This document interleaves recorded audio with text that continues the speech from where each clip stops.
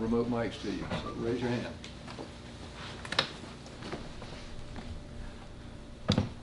Oh, how you doing? Hey, how are you? Good, how about you? Gotta get the how you doing? Good, how about you? Good, good. What's your feeling to this point as opposed to the beginning of the season? How much of a better player, how much have you developed since, game one, in your opinion? I'd say starting off from game one, I had a little bit of nerves, coming in, my first start, and then as the season progressed, you just get better with practice and reps, learning the defense better and better. So I say that my progression has been pretty good, but I have a long way to go still. I believe you're the first cornerback to win the Money Mob Chain of the Week. You proud of that, and what does that mean to you to get recognized by Coach Brown like that? I'm really proud of this. The Strap Mob, we take it real serious, and if you win it, it means that you really had a good week, both on the field and in the classroom, and it was real competitive in our DB room, so it's a big deal.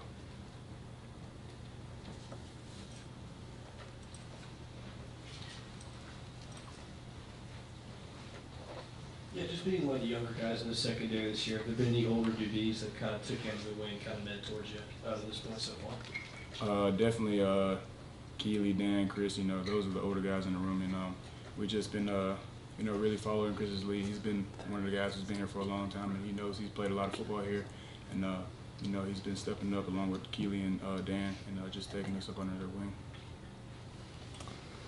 Obviously, the clip of you and Jamon on the sideline at Missouri went kind of viral. What was that interaction like? And Kirby said that that's something that he's okay with, the players, sharing a message with each other. Have you shared a message like that with anybody before? And, what was that interaction like? I mean, yeah, of course. I mean, that one just happened to be on camera, but I just see it as two players who just want to win. Pop, he doing whatever trying to be a leader, do whatever he can to help us win. And me, I'm just gonna listen to him. I mean, he's a middle linebacker. He makes a lot of the calls, and he's one of the leaders on his defense. So as a guy I respect, we came in together. We got a really good relationship. So it's nothing. It just blew up because of the way the way it looked, but nobody was on the field with us except for us. So. I want to ask you about Ryan Davis just a little bit. I know you obviously all he's been through with injuries and that thing, but for him to finally get that first career start last week, how proud were you of him for that? I was really happy for him. Trouble, he works hard. He's a hard worker. He comes in day out. Whether he's banged up or not, he come in, he works hard, and he played well against Auburn. And I hope that he keeps going. He deserves it. Jumping back to talking about the leadership on the field with those messages, how big is that for a team that's looking to win a championship?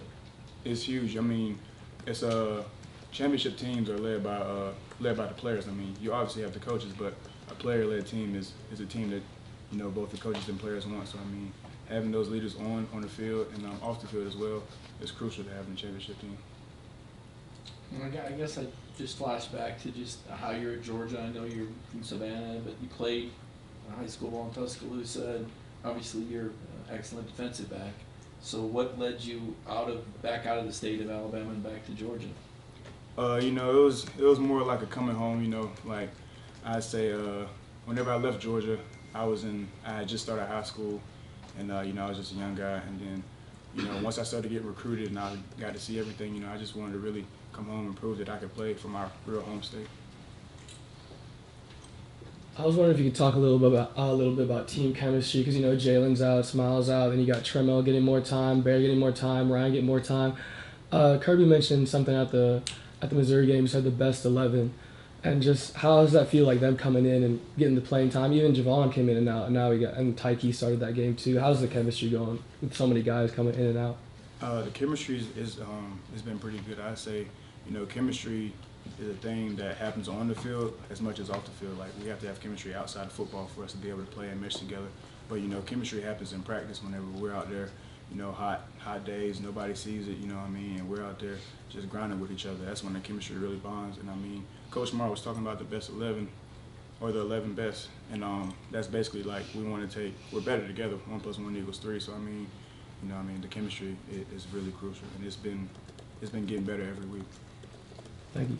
I don't want to belabor the exchange with Jamon, but it was interesting from the standpoint. That was a tough series for you because, I mean, you got a scrambling quarterback, you know, and I guess you came off your guy to go after him. That later there was a real weird PI there. I don't know whether it was a good call or not, but what specifically was he lighting you up about?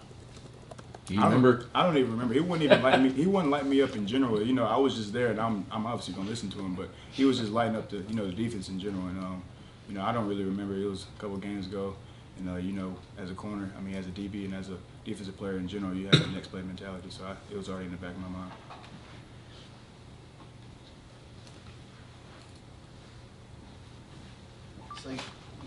So you talked about how big like Chris and Keely, those guys are in your development as leaders. Can you talk a bit about some of the certain places where they've looked for you to grow, and obviously you're young and developing? You know, I just say, you know, knowing my role within the defense, you know, knowing where to be at all times and being able to, you know, just do my job whenever my name gets called. Does your number 3 have a meaning to you in any way? It's just always been my number, you know. I've been wearing 3. I've been playing football since I was 3 years old, so that was one of the first numbers I had, and then it just always stuck with me. And then in high school, so my friends at high school started calling me K3, and I liked it. So then I started branding it, and now it's just stuck with me. I remember last fall, not this fall, when you came in, Kirby said you were one of the stars of fall camp. What does that mean? Like, how were you able to come in and make an impact, even though you didn't get to play necessarily a ton of corner last year?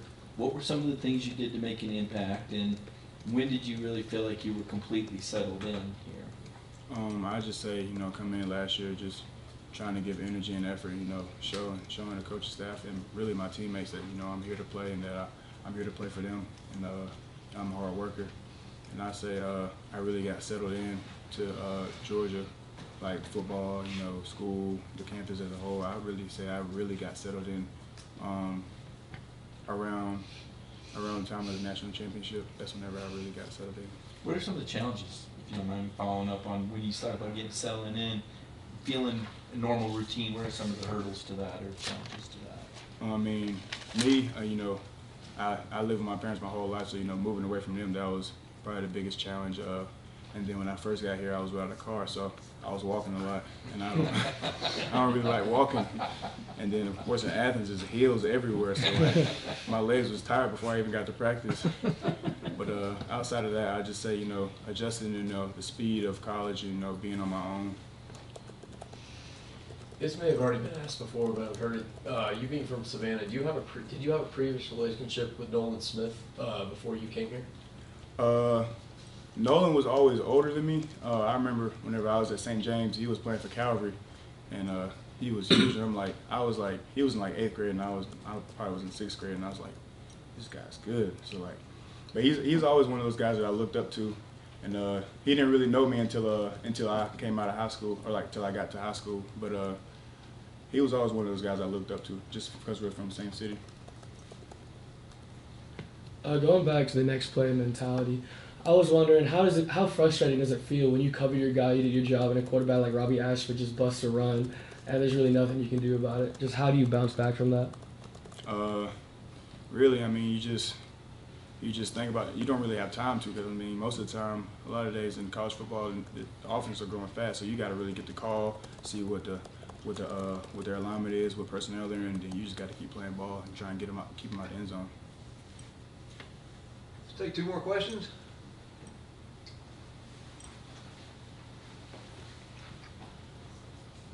This game specifically, Vanderbilt, and this quarterback is obviously pretty good at throwing the ball around, spinning it. What's your view of Vanderbilt, and what's the challenge on Saturday? Vanderbilt has a really good football team this year.